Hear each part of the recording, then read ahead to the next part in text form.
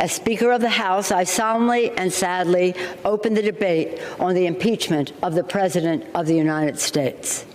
If we do not act now, we would be derelict in our duty. It is tragic that the President's reckless actions make impeachment necessary. He gave us no choice. You've been wanting to do this ever since the gentleman was elected. Mr. President came forward and did what he saw fit for the American people, but yet they wanted to impeach him. On December 7th, 1941, a horrific act happened in the United States, and it's one that President Roosevelt said, this is a date that will live in infamy. Today, December the 18th, 2019, is another date that will live in infamy. What we are doing here today is not only patriotic, it is uniquely American. America is a story of ordinary people confronting abuses of power with a steadfast pursuit of justice. The impeachment serves two purposes. Number one, stop the investigation by the U.S. Department of Justice and Ukraine into the corruption of Ukraine interference into the U.S. Election in 2016. I am deeply concerned that any member of the House would spout Russian propaganda on the floor of the House. I rise today in support of these articles of impeachment.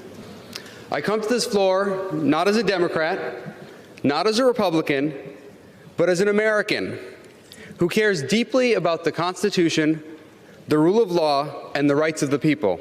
Never, in all my years of serving in this great institution that I love, and the people of my district, did I ever expect to encounter such an obvious wrongdoing by a President of the United States. So you heard how some of the talking points went today, some of them translated from the original Russian. We heard at least one Pearl Harbor reference. One other moment that drew a lot of attention was when one of the Republican House members compared the impeachment of Trump to the trial of Jesus. When Jesus was falsely accused of treason, Pontius Pilate gave Jesus the opportunity to face his accusers. During that sham trial, Pontius Pilate afforded more rights to Jesus than the Democrats have afforded this president in this process.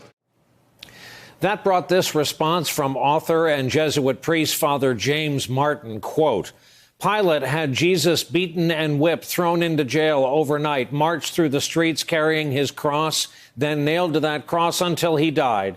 Comparing the treatment received by the president to what Jesus suffered is absurd. Also, only one of them is sinless.